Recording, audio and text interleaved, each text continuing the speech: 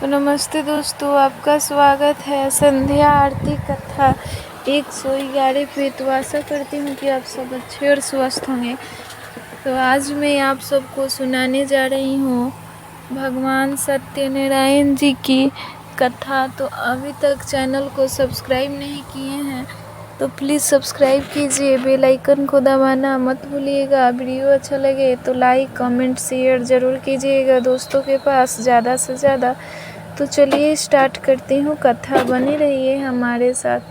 श्री सत्यनारायण भगवान की पूरी कथा को कई अध्यायों में सुनाया जाता है। यह कथा प्रथम अध्याय में नारद मुनि के प्रश्न से शुरू होती है।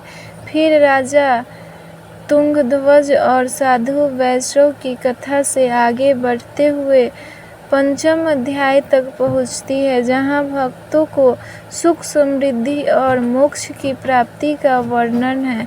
सत्यनारायण कथा का मुख्य उद्देश्य है कि भक्ति, सत्य के प्रति निष्ठा और सत्कर्मों के महत्व को बताना है, जिससे जीवन की कठिनाइयाँ दूर होती हैं और मनोकामनाएं पूर्ण होती हैं।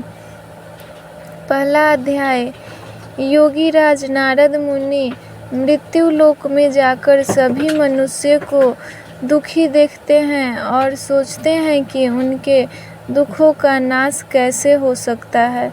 वे भगवान विष्णु के पास जाते हैं और उनसे ऐसा उपाय पूछते हैं जिससे प्राणी सुख शांति पा सके और उनका उद्धार हो सके। विष्णु जी नारद मुनि को ऋषि सत्यनारायण भगवान के व्रत का विधान बताते हैं, जो सभी मनोकामनाएं पूरी करता है और अंत में मोक्ष दिलाता है। अध्याय दूसरा है। सूत जी ऋषियों को बताते हैं कि किस प्रकार एक ब्राह्मण और एक लकड़हारे ने सत्यनारायण भगवान का प्रसाद त्याग कर कष्ट पाए और बाद में प्रसाद खाकर सुख प्राप्त किया। तीसरा अध्याय है। सूत जी साधु नामक वैष्णव की कथा सुनाते हैं, जिसने सत्यनारायण भगवान का व्रत किया, परंतु बाद में अपने मोह के कारण प्रसाद को त्याग दिया, जिससे उससे दुख मिला। चौथा अध्याय है। इस अध्याय में साधु वैष्णव के घर पर सत्यनारायण भगवान की कृपा और उसके बाद के कष्टों का वर्णन है। पांचवा अध्याय है। यह कथा बताती है कि कैसे साधु वैष्णव ने सत्यनारायण भगवान का प्रसाद विधि पूर्वक खाया और उसके बाद सुख समृद्धि प्राप्त की। कथा के अंत में भविष्य में होने वाले जन्मों का वर्णन है, जैसे राजा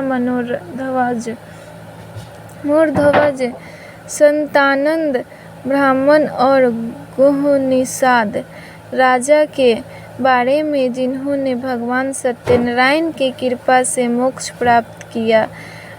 मुख्य संदेश। सत्यनारायण व्रत कथा हमें बताती है कि हमें किसी भी परिस्थिति में भगवान का प्रसाद नहीं त्यागना चाहिए, अन्यथा दुख भोगना पड़ता है। सत्यनारायण भगवान की भक्ति और व्रत से धन ध्यान, संतान सुख और जीवन के हर मनोरथ पूरे होते हैं तथा अंत में मोक्ष की प्राप्ति होती है। तो ये था दोस्तों भगवान सत्यनारायण भगवान की कथा। तो कैसा लगा है कमेंट में बताइएगा। जो कुछ छोटा सा उसका अंश है कथा का, वो मैंने आपको बताया। तो अभी तक चैनल को सब्सक्राइब नहीं किए तो प्लीज़ सब्सक्राइब कीजिए, बेल आइकन को दबाना मत भूलिएगा। वीडियो अच्छा लगे तो लाइक कमेंट शेयर ज़रूर कीजिएगा दोस्तों के पास। तो बने रहिएगा हमारे साथ। मिलती हूँ आप सबसे नेक्स्ट वीडियो में, तब तक के लिए जय श्री राम दोस्तों।